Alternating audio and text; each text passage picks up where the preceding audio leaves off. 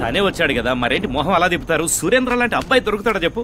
మహాసభల తర్వాత సురేంద్ర జెండా ఎలా ఎగురుతుందో చూడు. నేను ఎప్పుడు మీ వెనకాలే ఉంటా.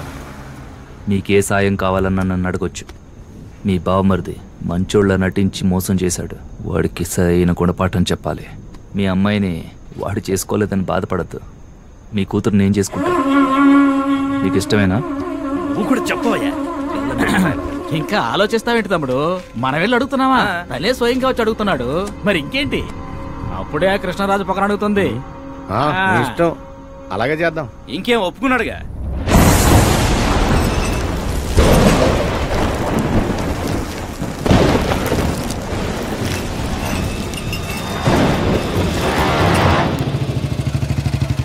అక్కా,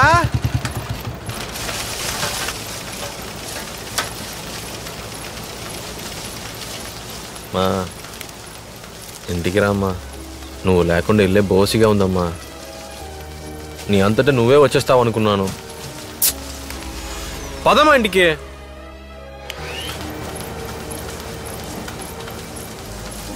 ఇంట్లో అంత జరిగిన తర్వాత కూడా మీకు వచ్చి చూడాలని అనిపించలేదు కదా? మా రామ్మా. అక్కా, అక్కా, ఏంద్రా నువ్వు వాళ్ళతో కలిసిపోయావా? ఏయ్, నువ్వు మాట్లాడవా?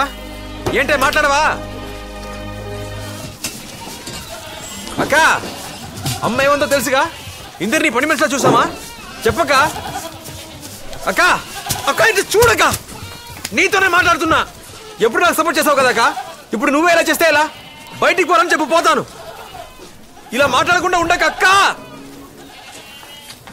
నా మొహం కూడా చూడాలనిపించట్లేదా?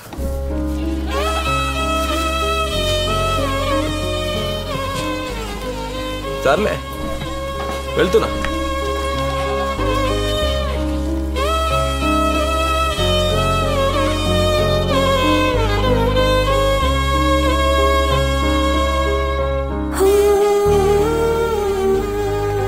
మాయా, నేను నీకు మేనల్లుండి మాత్రం అయితే వచ్చిండేవాడిని కాదు మాయా. ఇద్దరం చిన్నప్పటి నుంచి ఫ్రెండ్స్గా ఉన్నావా, అందుకే వచ్చాను మాయా. ఏవేవో జరుగుతున్నాయి మావయ్య. ఆ రాజకీయాలోడున్నాడే, వాడు లోపలికి దూరి నీ పెళ్లి చెడగొట్టడానికి పన్నాగాలు పంతున్నాడు. చివరికి మన రాధమ్మని ఆ సురేంద్రకి ఇచ్చి చేయడానికి సంబంధం మాట్లాడాడు. రాధమ్మ కదా సంబంధం చూసారంట. ఆ ఎదవే దొరికాడా మీకు? అతనే పెళ్లి కొడుకు. నీకేంటి ఇప్పుడు? ఎవడు? ఆ కూని కొడుతున్న రాధమ్మకి పెళ్ళా? చిరాకు దొప్పించారంటే నరికి పారేస్తాను. నా బిడ్డని నేను ఎవరికైనా ఇచ్చి పెళ్లి చేస్తాను. నీకేంట్రా? పిచ్చి పడింది బావా నీకు. నువ్వు చేసుకోవడానికి అమ్మాయి ఉంది కదా, నా కూతురుని చేసుకోవడానికి పెళ్లి కొడుకు దొరకడా? పోరా. ఏంటది? నా కూతురికి పెళ్లి చేయకూడదని చెప్పడానికి నువ్వెవరవయ్యా? రాధమ్మ మన ఇంటి మహాలక్ష్మి అక్క. నా మీద ఉన్న కోపంతో దాని జీవితం నాశనం చేయకండి. నీ బాధ్యతకి చాలా సంతోషం, కానీ నా తలరాత ఎలా ఉందో అలాగేగా జరుగుతుంది. వెళ్ళు, వెళ్ళి ఆ సోడా దాన్ని చేసుకో.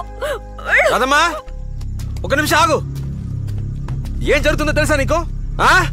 వాడు తాగుబోతు ఒకరిని చంపి జైలుకి వెళ్ళొచ్చాడు. వాడిని చేసుకుని అనుకున్నావా? రా, మన ఇంటికి వెళ్దాం. రమ్మంటున్నానా? ఏయ్, నీతోనే మాట్లాడుతున్నానే. నువ్వు వెళ్ళమంటే వెళ్ళిపోతానా? నువ్వు ఇక్కడే ఉంటే నీ జీవితం నాశనం చేస్తారు. ఏంట్రా ఇక్కడ మాట్లాడుతున్నా? బయట వదిలేసి నేను వెళ్ళాను.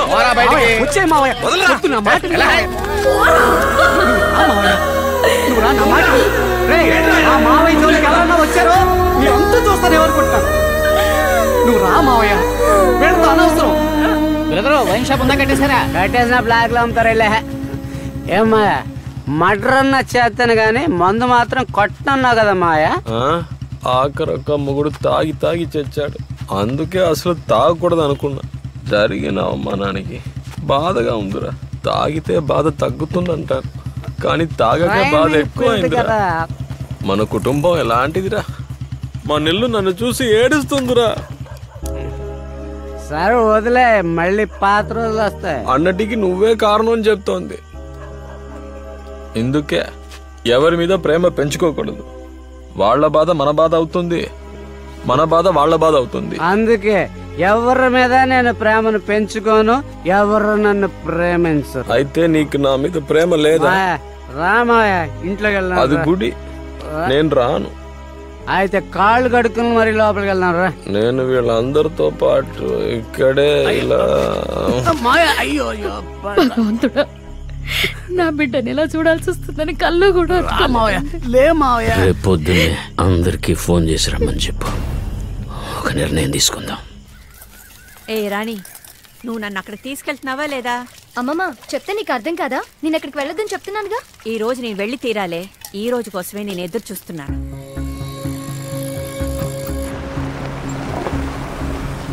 నేరదా, నువ్వు కారులోనే ఉండు, నేను వెళ్ళి మాట్లాడొస్తాను. సరే నాన్న.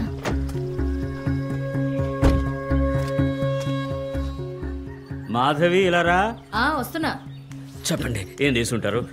ఏం అక్కర్లేదండి. అన్నయ్య, నమస్కారం.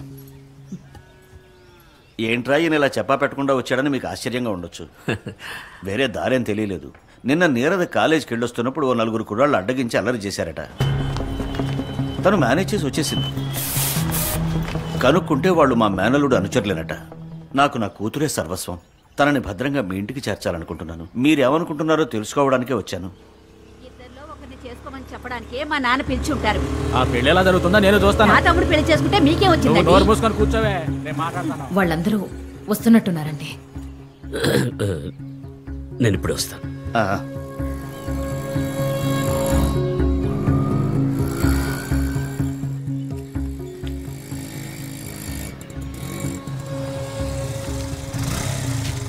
రండమ్మా, రండి రండి.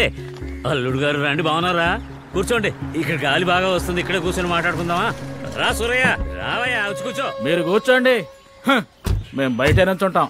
కూర్చోవాలంటే ఏంటి నాన్న అందరినీ బయట కూర్చోబెట్టారు? ఉత్తినే ఆరు బయట బాగుంటుందని. నువ్వు కూర్చోమ్మా. దా. నేను ఒక నిర్ణయానికి వచ్చాను. నాకు కూడా వయసు వచ్చేస్తుంది కదా, అందుకనే నా ఆస్తి అంతా 5 కూతుళ్లకు సమానంగా పంచేద్దామని. అందుకే అందరినీ రమ్మన్నా. మాస్టర్ గారు, ఆ పత్రాలను తీసుకురండి. అలాగే. పెద్దరాణి మంగమ్మ, నీకేం కావాలో చెప్పు. నాన్న, ఇప్పుడు ఎందుకు నాన్న అవన్నీ? నీకు ఆ ఉత్తరం పొలం ఇష్టం కదా, అది నువ్వు తీసుకో. అది విజయలలిత, నీకేం కావాలి? నాకేమీ వద్దు నాన్న. ఏ మీ నాన్న ఏదో తిరకాసుగా మాట్లాడుతున్నాడే, ఏమిటని అడగండి. ముందు అబ్బాయికి ఏమిస్తున్నాడో అడగండి. మీ అబ్బాయికి ఏమి ఇవ్వబోతున్నావు అది చెప్పు నాన్న. నీకు ఆస్తి కావాలా, నువ్వు ఇష్టపడే పిల్ల కావాలా అని అడిగాను. ఆ ఆస్తి నేను సంపాదించుకుంటాను అన్నాడు. ఆ అమ్మాయి చేయబోతున్నారు, అది చెప్పండి. వాడిష్టం అల్లుడు. రే బాగా విను, ఆ ఆస్తిలో నీకు చిల్లి కవ్వ కూడా రాదు, చెప్తున్నా. అంటే మాకు మాత్రం ఆస్తి మీద ఆశ ఉంది, అంతే కదా? ఆ మాట అనకు తల్లి, ఇవ్వడం నా బాధ్యత కదా. అదెందుకు హఠాత్తుగా? అన్నీ ఇప్పుడు హఠాత్తుగా జరుగుతున్నాయి కదా. ఇప్పుడు నేనే హఠాత్తుగా చనిపోయాను అనుకో, ఏం చేయగలం? చావు. సరే, వీడే పేదవాడై ఉంటే నేను పిల్లనిస్తానని ఇంతమంది వచ్చి ఉండేవాళ్ళ. అంత ఆస్తిని చూసే కదా, అందుకని ఆ దరిద్రాన్ని అందరికి పంచి రాసిచ్చేసానంటే సమస్య లేదుగా. అంటే మేము ఆస్తి కోసం పిల్లనిద్దాం అనుకున్నావా? బంధుత్వం నిలుపుకోవడానికి కాదు. తమ్ముడికిచ్చి చేయాలని ఆశపడ్డావా, లేక వాడి ఆస్తి పస్తుల కోసం ఆశపడ్డావా? ఎందుకే అలా మాట్లాడతావు? నీ ప్రేమ నాకు తెలీదా అక్క? ఎటకారానికి ఏం తక్కువ లేదు. ఊరుకో బావా, నువ్వు ఒకటివి. ఏమే, మీ నాన్న గురించి ఇంకా మీకు అర్థం కాలేదా? మీతో రేటు మాట్లాడి ఆస్తులు పంచిచ్చేసి కొడుక్కి పెళ్లి చేయబోతున్నాడు. మిమ్మల్ని అందరినీ వాకిట్లో కూర్చోపెట్టి బియ్యంకుని తీసుకెళ్లి లోపల కూర్చోబెట్టుకుని ఏం జరుగుతుందో చూడమన్నాడు. ఆ పెద్ద మనిషి చాటుగా వింటున్నాడు. నేను అనుకున్నాను ఇది గాలి కోసమా? పిలిచి అల్లుడికి ఇచ్చే మర్యాద భలే బాగుందే. వచ్చిన రోజు వంటింట్లో, మర్నాడు నట్టింట్లో, 3వ రోజు వాకిట్లో, 4వ రోజు నడివీధిలో అమ్మోరు తల్లి సామెతలు చెప్పడానికి టైం ఉండదా? పదవా. ఆగు బావా, ఇప్పుడు ఏమైంది బావా? ఎందుకు అడ్డదిడ్డంగా మాట్లాడతావు? ఎవరు అడ్డదిడ్డంగా మాట్లాడితే నేనా? రేయ్, వచ్చిన వాళ్ళు అవసరం లేదురా, రాబోయే వాళ్ళు మీకు అవసరం. వియ్యంకుడు రమ్మని మమ్మల్ని పొమ్మంటారా? అరే నేను రమ్మని చెప్పలేదు మాణిక్యం, ఆయన ఏదో మాట్లాడాలని హఠాత్తుగా వచ్చేశారు. సంబంధం మాట్లాడడానికి వచ్చుంటాడు. ఇక మీద నేను ఇంట్లో కాలు పెడితే నన్ను చెయ్యనవే. విన్నావుగా, అక్క చెల్లెలు అందరూ వచ్చారు, గొడవ ఇప్పుడే మొదలవుతుంది. టెక్కల వంశం అంటే తక్కువ వంశం ఏం కాదు. ఆగు బావా, లోపలికి రా బావా. వస్తే నాతో ఇప్పుడే రా, లేకపోతే నువ్వు ఇక్కడే ఉండు. మీరే వెళ్ళిపోతుంటే నాకు ఇక్కడే పనండి. బావా, మాట్లాడాల్సింది వదిలిపెట్టి వెళ్ళిపోతే ఎలా బావా? నేను వెళ్ళిపోయేదే, నన్ను ఆపడానికి నువ్వెవరో? వాడెవరా అంటే అన్నీ మర్చిపోయారా? అమ్మా ఉంది, అత్తగారు మాట్లాడుతున్నారా? చేసిన దానికి ఎత్తుపడుస్తున్నారా? అవును. మాధవి, చూసావుగా మర్యాద. ఈ కుటుంబంతో సంబంధం లేదని తెచ్చుకుని వస్తే నాతో రా, లేకపోతే నీ తాళి తెంచి ఎవరితోనో పంపించు. అశుభంగా మాట్లాడతాం. ఈ ఇంటితో నాకేం పనుంది? ఇక మీకు నాకు ఏ సంబంధం లేదు. ఈ ఇంట్లో శవం లేచినా నేను రాను. చాలా సంతోషం. నేనేం చెప్తున్నానో అర్థం చేసుకున్న వాళ్ళు దయచేసి ఇంటి నుంచి బయటకు వెళ్ళిపోండి. నాన్న అక్కేదో కోపంలో మాట్లాడితే మీరు తొందరపడతారేంటి? మీ కుటుంబానికి నాకు బంధం తెగిపోయిందంటే నా మొగుడు చేస్తే పుట్టింటి కీడు చేస్తారుగా, దాన్ని ఇప్పుడేమో. లేదంటే నాన్న బంధుత్వంతో నువ్వు వస్తావు, తమ్ముడన్న వరుసతో వీడొస్తాడు. ఆ కీడు చేరేదో ఇప్పుడే నా చేతికిచ్చాయి. నేను వెళ్ళిపోతాను. బంధాలు పెంచుకోలేనప్పుడు తెంచుకొని పోవడమే మంచిది. ఇంట్లోకి వెళ్ళి ఒక చీర తీసుకొచ్చి తన మహానుభారై. అంటే రేపు మాగతి కూడా ఇంతేనా? నాన్న ఇదంతా మన ఇంట్లో జరిగే విషయం కాదు నాన్న, ఎవరో చెప్పి చేయిస్తున్నట్టుగా ఉంది. దయచేసి మాట జారకండి. అక్క ఏంటా మాటలు? నోరు మూసుకో. వెళ్ళి చీర తీసుకురా, లేదా నువ్వు ఈ ఇల్లు వదిలిపెట్టి వెళ్ళిపో. అమ్మా వద్దమ్మా, ఆగమ్మా. కూతుర్లకు చేసే మర్యాద ఇదేనా? ఇలా చూడు నాన్న, నువ్వు చేసేదేం బాలేదు, చాలా తప్పు చేస్తున్నావు. అవును తల్లి, నిజం తల్లి. ప్రాణంగా పెంచుకున్నందుకు బాగా బుద్ధి చెప్తున్నారు. బాగుంది తల్లి. పాపం అల్లుళ్ళు నలుగురు తల్లులకు పుట్టిన వాళ్ళు 4 రకాలుగా ఉంటారు. మీరు నలుగురు ఒకే తల్లికి పుట్టినవాళ్ళు కదా, మీరెలా 4 రకాలుగా ఉన్నారు? మిమ్మల్ని బాగా చూసుకుంటాడని ఒక మగపిల్లాన్ని కన్నాం, కానీ వాడుకో కష్టం వస్తే అక్కలకి అక్కర్లేదుగా. ఆ రోజు పచ్చని తోటను రామలక్ష్మణుల్ని అన్యాయంగా పొట్టను పెట్టుకున్నారు. ఊరే వచ్చి విచారించింది, కానీ మీకు రావాలనిపించలేదు కదా. ఎప్పుడు అందరూ సంతోషంగా ఉంటే చూడాలనుకునే వాళ్ళని ఈ లోకం ఏడిపించాలనుకుంటుంది. నేను నా బిడ్డను ఏడిపించాలనుకోవట్లేదు.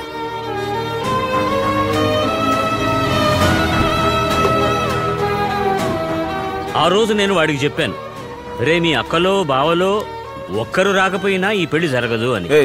ఎక్కడికి వెళ్తున్నావు? కార్లో కూర్చో. మీరందరూ వచ్చినా సరే రాకపోయినా సరే వాడి పెళ్లి జరిగి తీరుతుంది. అది ఇవ్వండమ్మా. నాకు వాడి సంతోషమే ముఖ్యం. అందరూ నన్ను క్షమించండి. మీలో ఏ గొడవలు వద్దు. మీ ఐక్యతను చెడగొట్టడం నాకు ఇష్టం లేదు. మీలో ఎవరైనా పిల్లనివ్వచ్చు. మీ కుటుంబం విడిపోవడానికి నేను కారణం కాకూడదు. ఇప్పుడే లోపలికి వెళ్ళి కొట్టు. చావు కీడు చీర అని ఏంటి దశయంగా? ఏంట్రా అసహ్యం నీకు? అసలు ఎవడరా బావా?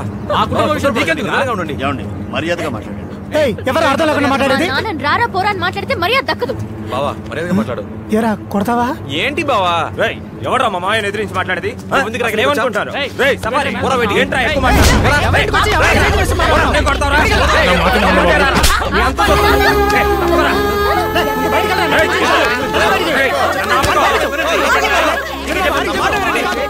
కొట్టుకోకండి, మాట్లాడి రాజీ చేసుకోండి.